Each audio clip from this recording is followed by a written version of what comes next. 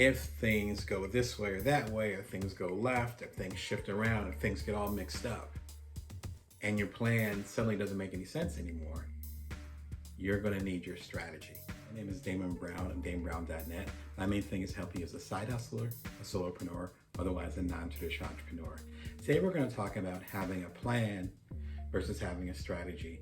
I'm a business coach. I coach a lot of, again, non-traditional entrepreneurs, probably like yourself. And one of the biggest challenges that we come across when we end up working together is saying that we have a strategy when we actually have a plan. There's a vast difference between those two things. I'm going to go ahead and break it down today, and it could really help your future. Again, it's Damon Brown of DamonBrown.net, and it's a Bring Your Worst show. I come to you every Monday, Wednesday, and Friday, 11:30 a.m. Pacific Standard Time, Vegas time. If you like what you're hearing, be sure to subscribe. I think it's on this side. It always changes. Oh, it's over here. Got it. So feel free to subscribe over here. All right, plan versus strategy. A plan is something that has a definitive end, and it's usually something that has a limited scope. A strategy is something that you can potentially do forever. Forever, ever. There's two big differences between these two things. Number one, a plan versus a strategy. A plan is not dynamic, but a strategy is. When you have a plan and you say, I'm going to get to this particular goal, once you start to move along, those things start to change. A strategy tends to be more dynamic. For instance, Stuart Butterfield, he's the co-founder of Slack, which was just acquired by Microsoft about a year or two ago now.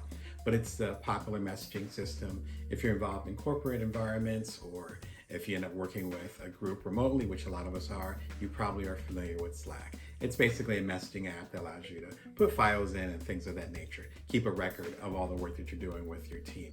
That idea began as a sub-idea or a little feature in a video game that Stuart and his co-founders were working on. They discovered that this communication tool was so powerful, it was even more important than the video game itself.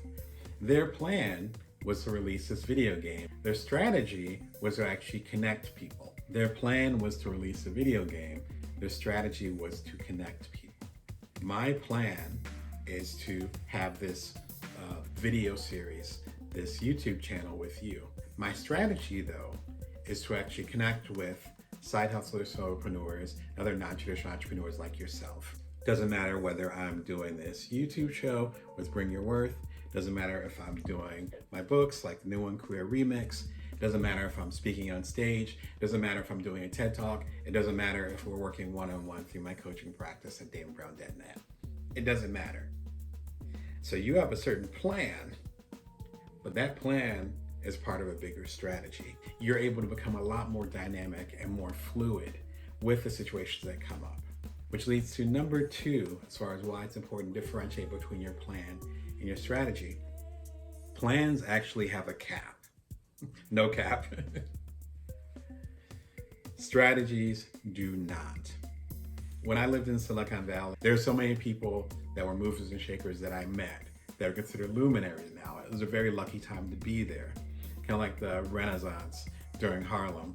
Shout out to particularly Jimmy Baldwin behind me. One of the patterns that I saw with the people that have gotten successful, that in other words, their plans had gotten them to where they were supposed to be, is that as soon as they reached those plans, they didn't know what else to do. And so you saw people leading into addiction, gluttonous behavior, you saw power trips, you saw confusion, all these things that represent us trying to get validation or purpose outside of ourselves. Your plan might be, I'm going to become a millionaire. That's the plan. And I'm going to do this and that. The problem with having that as a plan is, number one, you don't have the details, right? But I'll give benefit of the doubt. Maybe the plan that you have has those details, which is great. But what happens after you become a millionaire? You don't know. I talk about this in my new book, Career Remix, Get the Gig You Want Based on the Skills You've Got, where when my co-founders and I sold my last app, Cuddler, it became really popular. We ended up selling it. It got acquired. And we bootstrapped it, so we had some cash coming in, which was fantastic, particularly at the time, because all of us were pretty broke. And then it ended up being a year where I didn't know what to do with myself. So I was starting new projects. It was kind of a lost period of time. Nothing really got done, and I didn't know what my new purpose was, at least career-wise. The challenge was that I didn't plan, have a strategy for life after selling Cuddler. I didn't think that far. And I ended up becoming more focused on my strategy later. A strategy is something that's dynamic, that can keep going no matter how it permeates.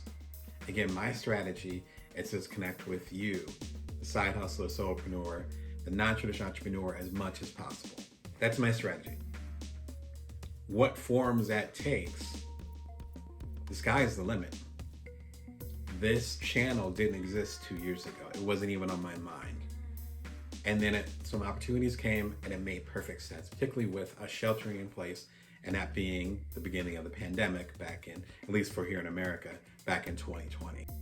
I couldn't plan to connect with y'all in this way, but I could have a strategy that would say, I will connect with y'all in the best way possible. That's a strategy. That's not a plan. So as you think about your business, particularly if you're starting a new business or a new side hustle, yes, your plan could be to make $1 million. I keep thinking $1 million today. Make $1 million with the business that you're starting, which is great. It's good to have that ambition. But your strategy has to be different. When you wake up in the morning, what's the first thing you're going to do? If things go this way or that way, or things go left, if things shift around, if things get all mixed up, and your plan suddenly doesn't make any sense anymore, you're going to need your strategy. Your strategy will allow you to be dynamic enough to not only get through whenever changes happen, and to not only have something to do after you execute your plan, but allow you to be dynamic enough to take advantage of new opportunities that your plan cannot possibly be accounting for. When we have a plan, it's based on current circumstances. A strategy is a foundation that allows us to move forward in any circumstances. There's a Bring Your Worth show every Monday, Wednesday, and Friday, 11:30 a.m. Pacific Standard Time, Vegas time. Like what you're hearing, feel free to subscribe. Oh, I got it right. I finally got it right. Feel free to subscribe. It's about 240 episodes by the time you're watching this. Feel free to dig in, enjoy it. And again, my new book is Career Remix. Get the gig you want, based on the skills you've got. Until next time, remember you can always bring your worth, and that you can always build from now. Take care.